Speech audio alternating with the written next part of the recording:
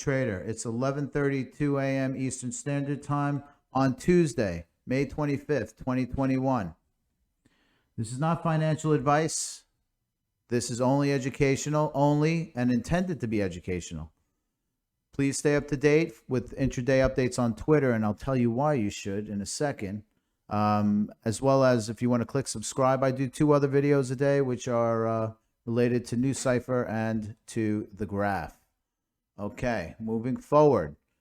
Yesterday, when I ran through RLC and its use case, etc., I told everyone that you should subscribe to Twitter because sometimes when I determine my entry point, I would, a potential entry point, I would post it. And in addition to that, I also mentioned I would let you know what trade I execute at. Well, yesterday I tweeted it out, probably 15 hours ago or so. And I said, I will be buying RLC US dollar if the RLC BTC pair, or the strength of RLC relative to Bitcoin, hits 14,500. Well, we hit it squarely. What happened next? I was able to say that I bought my first trade of RLC at $5.60. So put that line up here. Now we're on the grid. So now I have 20% of what I want invested in RLC in at 560. The other 80% that I want to invest in RLC is sitting in dollars right now, and we're going to wait until I find another entry point and another opportunity. So let's go straight into the markets. Right now, RLC US dollar is kind of hovering around the 543 range. Yeah, I'm losing. Whatever.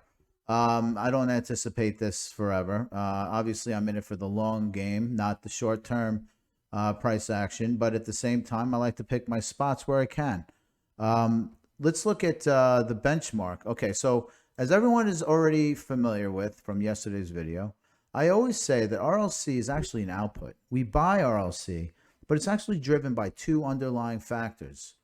It's Bitcoin, or BTC USD, multiplied by the strength of RLC to Bitcoin, which is RLC BTC. So if you do the math and you multiply BTC USD, BTC over USD multiplied by RLC over BTC, well, you cancel the BTC out, and what are you left with? RLC over US dollar. So that's the math, and it's actually real math. It's not, it's not voodoo math here. So just know that. So I consider this more of an output, and you get good clues in each one of these things that most people won't, because all they're looking at is this. Anyway, so let's go back to the markets. All right, so hovering there, I draw a line here. Again, this is the output chart, but still, looks pretty healthy here. I feel like the real low, the ultra low, would be in the $3.90, $4 range.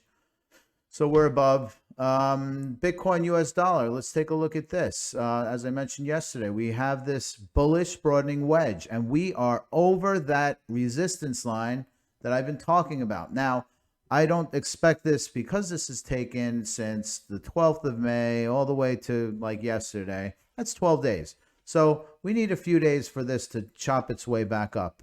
But I think in the next few days, we'll see a 40 to 42 handle. Let me explain why. We have this upside down head and shoulders. And by the way, I think upside down head and shoulders are more reliable than, normal head and shoulders that are bearish. Upside head and shoulders are actually bullish. So what do I see? I see a shoulder here, see the head here, although it looks like a cone head, fair enough. But then we can expect to come back up here where we started, this inverted head and shoulders pattern. So I'm liking it here. I feel like we're incredibly bullish on Bitcoin, and that makes me happy. Why? Because it's one of the 2 areas that I feel very comfortable about. Now let's look at RLC BTC, which is the other factor. We need this one to go up. So we kind of bounced off of here, 13,824. Let's drill down. So I put a line here because you have multiple touch points, touch point, couple of touch points here. So this is a trend, right? It's not, it feels like it doesn't want to break this line. And if you go further out, you'll see a longer trend.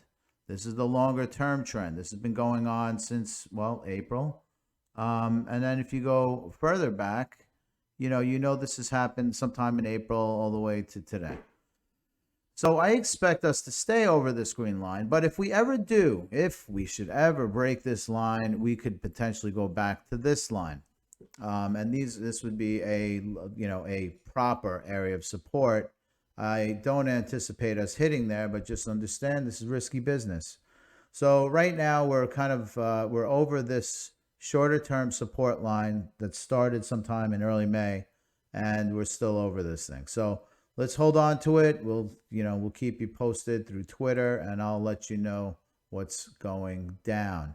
That's pretty much all I have, folks. But keep your eyes posted on the RLC BTC chart, and of course the Bitcoin chart that we love so much. This is the driver for every cryptocurrency, bar none. Anyway, have a good day.